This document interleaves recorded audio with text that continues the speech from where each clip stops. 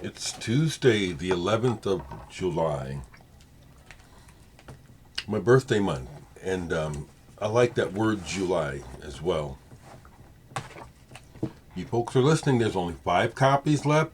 Only 5 copies of this baby left. Only 5 left. People are smart. They're listening to me. Get it while you can. It's a special. It is. I'm not overstating it. I'm just telling the damn truth. Okay, I want to thank you very much, Arthur Koppus. Um, um, you don't have to send anything, Arthur. He's asking me if I need him to send me more of after what he just sent me. You blow me away, Arthur. You've been very kind to me over the years.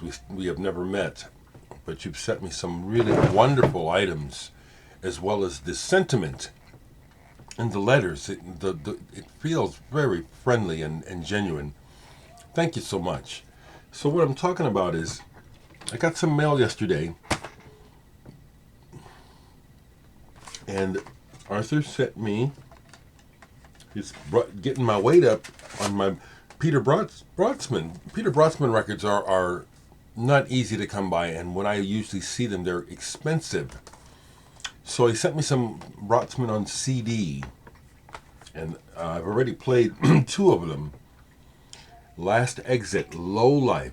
I showed you the Last Exit album that Brotzman made with Sonny Chirac and Bill Laswell, and then Ronald Shannon Jackson.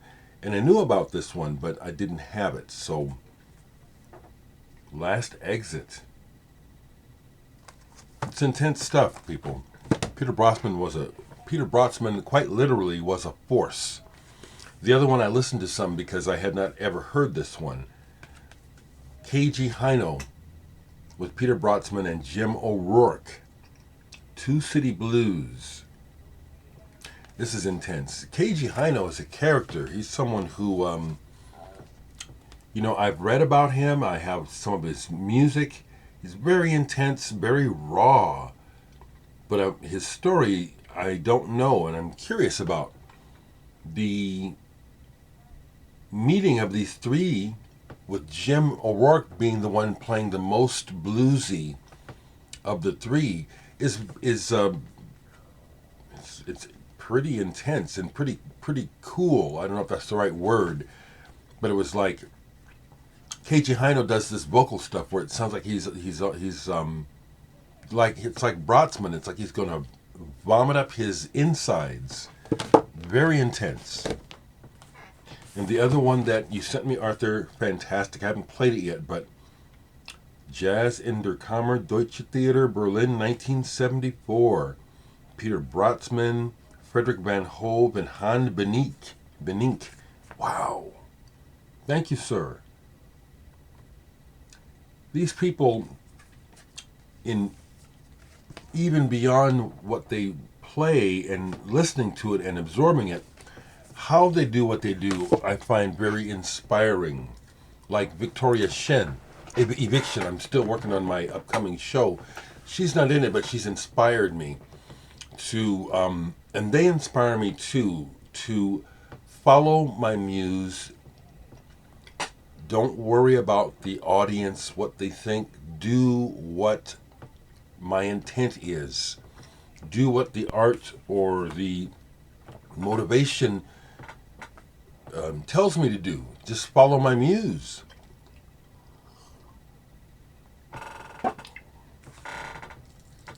That's important, and I appreciate that there's people like that in the world. They inspire me.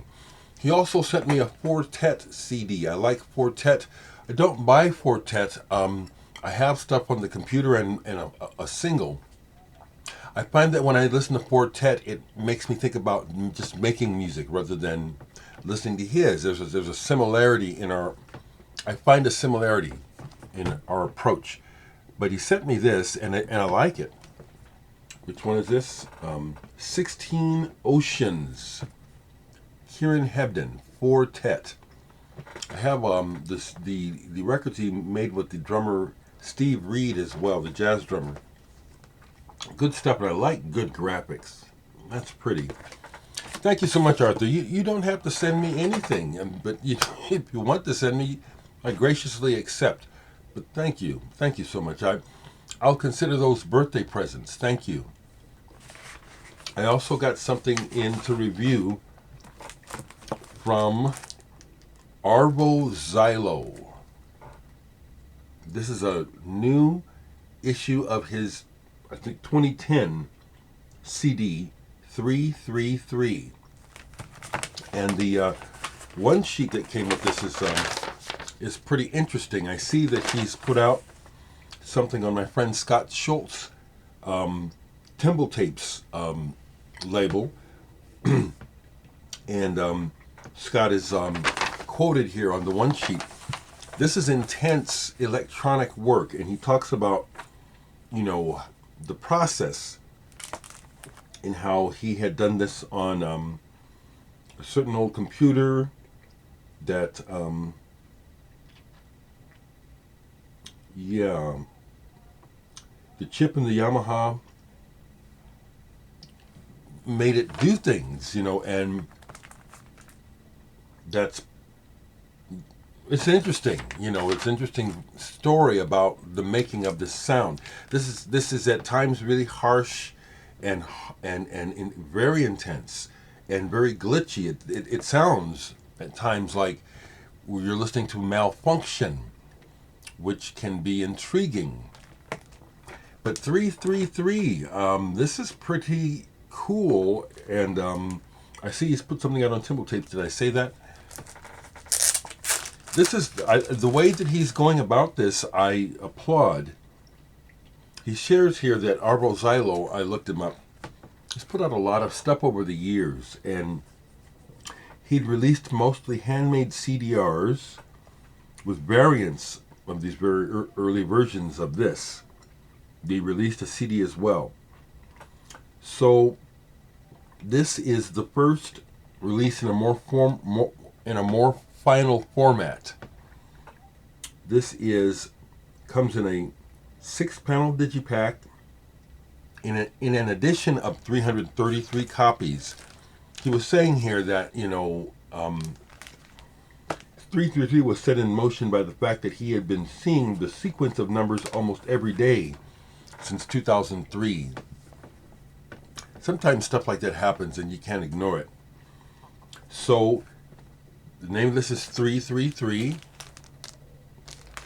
333 copies, 6-panel, and he's only charging $3.33 per copy, except for a limited edition of 33 that come in a mirrored silver stock. I love being able to shed light on stuff like this. It's intense, and folks that like sound, folks that are explorers, are just interested. 333 by Arvo Zylo. You probably want to get that, okay? Thanks for sending it, and way cool. I love these connections. I love that there's a connection. Besides the connection with Scott Schultz, I see that on his discography, he's collaborated with Kommissar Huler and Mama Bayer over in Germany, which I have too. I've never met them. They seem pretty strange. They're the kind of folks who it's like, yeah, I'll collaborate with you. Your work is very edgy and sexual. I'm not so sure I would want to spend time around you. I don't know, but it's like the work is intriguing. And when they contacted me years ago to do a collab, it just felt right. But there's only 9 of the CD, 9 copies of the project that we made. A CD with pornographic images. I kept one and sold all the others.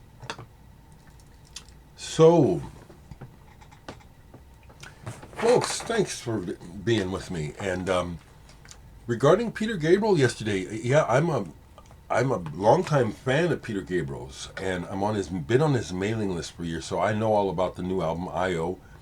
Listening to it on the computer, even though it hasn't been released yet. Mainly underwhelmed by it. Just happy that Peter Gabriel is in the world and does what he does. People mention those records, and I've shown my Peter Gabriel years ago, but that's it up there, you know. That's all Peter Gabriel and Genesis, mostly right in there. Mostly this is, you know. Someone had mentioned this, the Rabbit Proof Fence. The movie The Rabbit Proof Fence. And this is the soundtrack to it, Long Walk Home. It took me a while to find this on vinyl. But yeah, I love Peter Gabriel. I've seen him 4 times in concert. I've never met him, but I had eye contact and I've got to touch him. That might sound strange, but it's the story, it makes sense. On his first solo tour, what was it, 1977, when Robert Fripp was in the band with him, I saw him at the Uptown Theater in Kansas City, and Peter Gabriel came out in the audience, you know, and walked around. The main floor, there were tables. I was with a friend and we were having drinks at a table. So he starts walking on the other side of the room and ends up walking right on top of our table as he's headed back towards the stage. We were up close. And so when he stepped on the table, I'm looking up, there's Peter Gabriel. I touched his leg.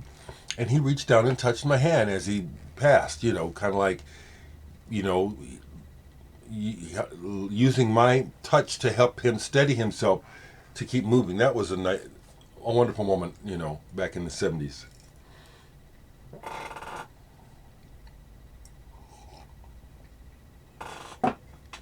I'll keep going. So as I was working on my set, I was listening to different stuff to look for material to work with. And I listened to this. I didn't use it, but it was like, this is another Fourth Dimension release I got. 2014 Cactus. This was like, ooh, wow, this is good. Textural, atmospheric. I love stuff like that. If the cover intrigues you, it's like it's good. I would seek this out. Cacophonic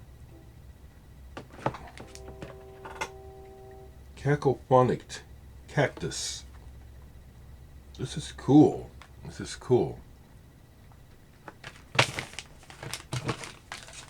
Yesterday, I also just was in the mood to play some records in the M section of my collection. So I played these. Morning Glory. 2 Sons Worth. Musically, this is great. It's pop psychedelia. On the back, it says it's engineered by John Cale. But it's not that John Cale. It's J.J. Cale, which is still interesting. He did a good job on this. Now, I really enjoy the music, but the lyrics on this are cringeworthy. They're terrible. Man, the stuff that we evolve as humans, but we always are thinking some crazy shit. And some of these words on here, like I cry and even when I'm up, I'm down. These lyrics are really stupid. If anyone from the band happens to see this, you know, it's like it was the sound of your youth. The music is great because it's psychedelic, and then they do these things where the guitar is like getting heavy. And this is before heavy metal, but they're doing that. They're going there on that, along with the pop psychedelic sound. It's like, well, that's pretty damn good. So I enjoyed that in the M section. Some reggae, the Morwells. Hadn't played this in quite a long time. The best of the Morwells. Not exactly sure why I ended up with the Morwells. Possibly because of working with Mellow Man Reed, who was in the Gladiators. I think he might have turned me on to these guys. Really enjoyable. straight reggae, lovers reggae, as well as some consciousness words on here. Good stuff. Good vocals. Good vocals. Now this I played partially, but it wasn't in the M's. But someone sent this to me. Flowers from the Ashes. Contemporary Italian electronic music. Possibly, Andrea, you sent this to me? The only name on here still that I know is Caterina Barbieri, but this overall is real good, and the variety is great, and no one sounds like they're copying someone else. I love that. So yeah, when I was looking at the Pentangle yesterday, I was trying to think. I was thinking, and I wasn't seeing Richard Thompson's name. So yeah, I was thinking of Fairport Convention while I'm talking about Pentangle. And if I see the Fairport quickly, I'll grab some Fairport. I have some.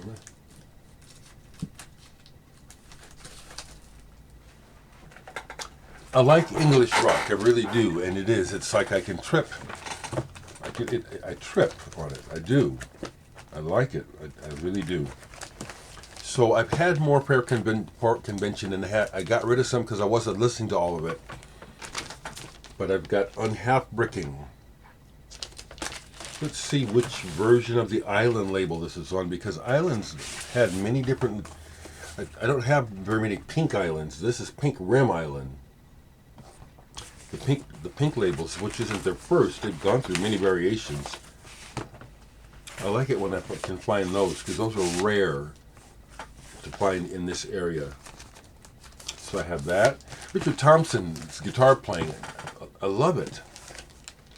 Full House. Dave Swarbrick on violin. Monster. Angel Delight. Yeah. Fairport Convention number 9. Yeah. And this is the one that got me into them. My friend in high school, when this came out, bought this. Babacom Lee. A bit of a concept album. Love this album. This is the one that got me into them. It's like, wow, wait a minute. This is, besides the folk, there's a couple of kind of dirgy songs where it's like, this is just really, really just damn good. And what's next? I don't listen to them much anymore, but I have The Fall. I understand the appeal of Mark Smith and his personality and his drawl and the way that he talked about things. And the music was interesting to a degree, but not that interesting to me. Next thing that's on the shelf was Fallen Angels, more Psych. This is a reissue. Before I go, I was thinking to myself, I had shown the Wigwam I played, but let me show, I have a few more Wigwam albums.